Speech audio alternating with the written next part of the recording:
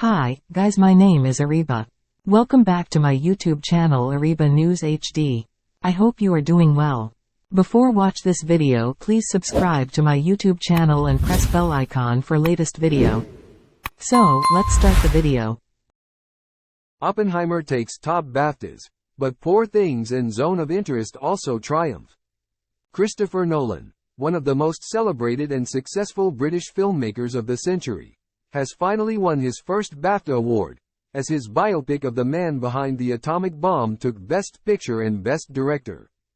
Nolan, 54, has previously been nominated for 8 BAFTAs but, bar an honorary award in 2010, was yet to win one.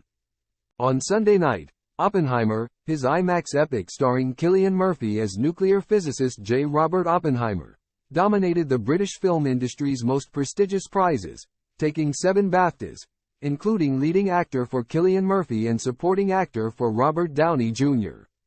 Nolan said he felt his film, which concludes with Oppenheimer voicing his fear that the atomic bomb has hastened the end of the world, rather than helped save it, ends with a dramatically necessary note of despair. But, he added, many people and organizations had successfully helped further nuclear disarmament, with a 90% reduction since 1967. That, said Nolan, has now gone the wrong way. But it's important to acknowledge their work, which shows the necessary and potential of efforts for peace. The victories further cement Oppenheimer's position as frontrunner at next month's Oscars, where the film is also in the running for 13 awards. However, the evening's awards were shared more widely than many expected. Poor Things, Yorgos Lanthimos' steampunk fantasy starring Emma Stone as a woman with the brain of a child, took 5 awards, including leading actress. Concluding her speech, Stone thanked her mother, because she's the best person in the world. Without her, none of this would exist, including my life. So thank you, Mom.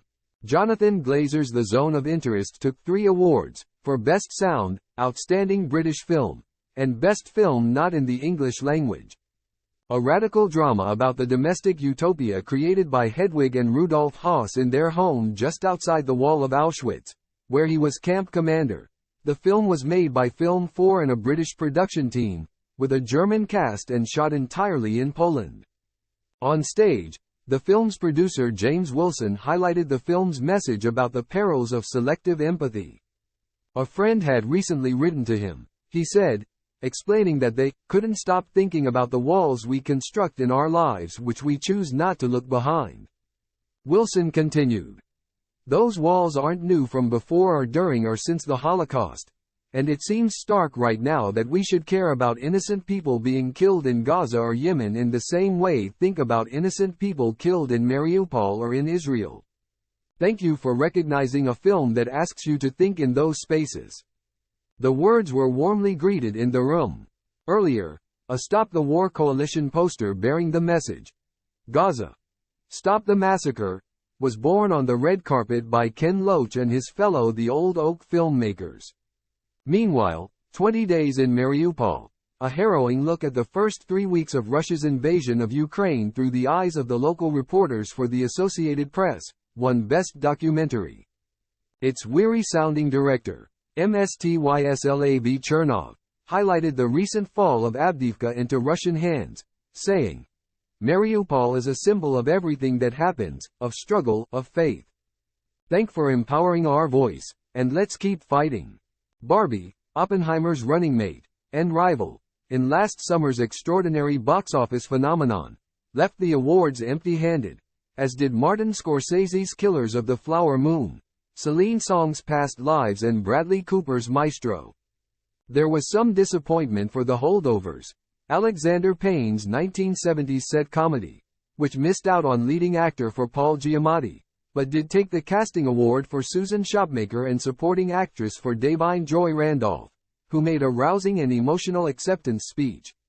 Randolph has won every award in the category this season, and her victory in London, beating homegrown stars such as Rosamund Pike for Saltburn and Emily Blunt for Oppenheimer, cements her position as the surest Oscar bet in recent memory. There was a surprise in the Best Debut category, as former GB volleyball player Savannah Leaf won for Earth Mama over the much-fancied Molly Manning Walker, writer-director of How to Have Sex. The star of that film, Mia McKenna Bruce, took the Rising Star Award, which is voted for by the public. The BAFTA Fellowship went to Samantha Morton, who dedicated her award to every child in care today, or who has been in care, or who is suffering, or who didn't survive. The ceremony was hosted by David Tennant, who played it safe with a script whose jabs were mostly confined to friends such as Michael Sheen. In attendance was BAFTA President Prince William, sitting next to Cate Blanchett, in the absence of his wife, Kate. A standing ovation met Michael J. Fox, the subject of BAFTA-nominated documentary Still, who presented the Best Picture award. This year's Oscars take place in 3 weeks, on the 10th of March.